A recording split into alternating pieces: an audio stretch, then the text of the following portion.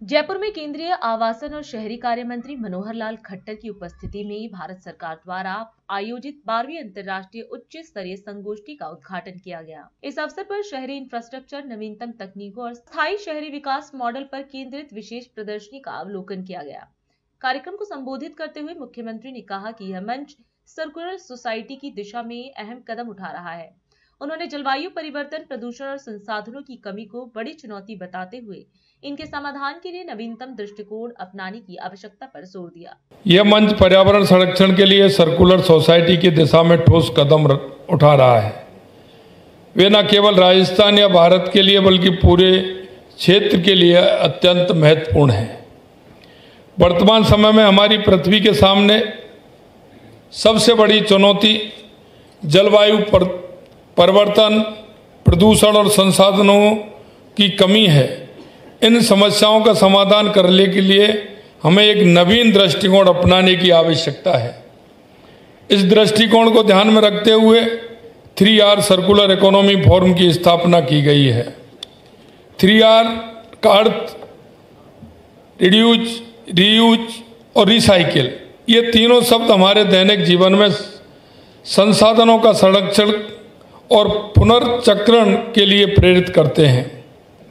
Circular economy forum के उद्देश्य भी यही हैं: संसाधनों का संरक्षण एवं पुनर्चक्रण करना, पर्यावरण प्रदूषण को कम करना, संसाधनों की कमी को रोकना और आर्थिक विकास को बढ़ावा देना। संसाधनों के कुशल पुनः उपयोग हेतु सतत विकास के जिन लक्ष्यों के साथ आप काम कर रहे हैं वे मौजूदा समय की महती ज़रूरतें भी हैं। हम देख रहे हैं कि पिछले 50 वर्षों में प्राकृतिक संसाधनों को दोहन अभूतपूर्व रूप से बढ़ा है। उनका दोहन बहुत बड़ा है। 1970 के बाद संसाधनों का उपयोग लगभग 400% बढ़ गया है और अनुमान है कि अब तक ये 106 बिलियन टन के आंकड़े को भी पार कर चुका होगा। इसमें भी बढ़कर चिंता की बात यह है कि इनमें से 90% से अधिक संसाधन बर्बाद हो जाते हैं और केवल 8.6% ही वैश्विक अर्थव्यवस्था में वापस आ पाते हैं। यह स्थिति धरती को संकट में डाल रही है और जलवायु परिवर्तन, जैव विविधता की हानि एवं प्रदूषण जैसी समस्याएं गहराती जा रही हैं। एशिया प्रशांत क्षेत्र दुनिया का सबसे अधिक आबादी वाला क्षेत्र है। पूरी दुनिया में जितना विकास हो रहा है उसका 2/3 यहीं हो रहा है।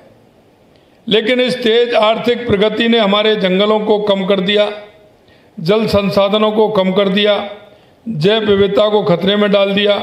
इन चुनौतियों से निपटने के लिए सर्कुलर इकोनॉमी की अत्यंत प्रभावी तरीका है, क्योंकि आज के समय में आप देख रहे हैं औद्योगिकरण के कारण या हमारी आवश्यकता के कारण हमारे घटते हुए जंगल, घटते हुए हमारे पहाड़, सिकुड़ती हुई हमारी नदियाँ, ये हमारे वायुमंडल पर बहुत प्रभाव डाल रही हैं। हमने इसके संरक्षण के लिए निश्चित रूप से काम करना है। हमारी संस्कृति में हम पहाड़ों को भी पूजते हैं, हम नदियों को भी पूजते हैं, हम वृक्षों को भी पूजते हैं और इसीलिए हमने इन सभी में देवता का वास भी मानते हैं और उसके आधार पर हमारी संस्कृति में इन सब का संरक्षण करना बहुत आवश्यक होता है। अगर हम उनका संरक्षण करते रहेंगे तो हमारा वायुमंडल शुद्ध होगा, अच्छा होगा और हमें इसकी चिंता भी करनी चाहिए। मुझे खुशी है कि यहाँ संसाधन दक्षता, सतत शहर, जलवायु परिवर्तन से निपटने में सर्कुलर इकोनॉमी की भूमिका, प्लास्टिक प्रदूषण को कम करने जैसे मुद्दों पर बात की जा रही है।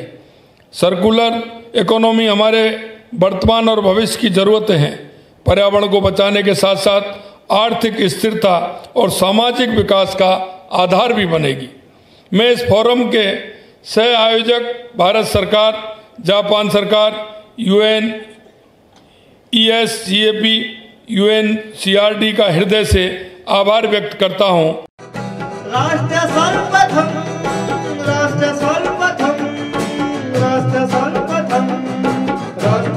देवी हम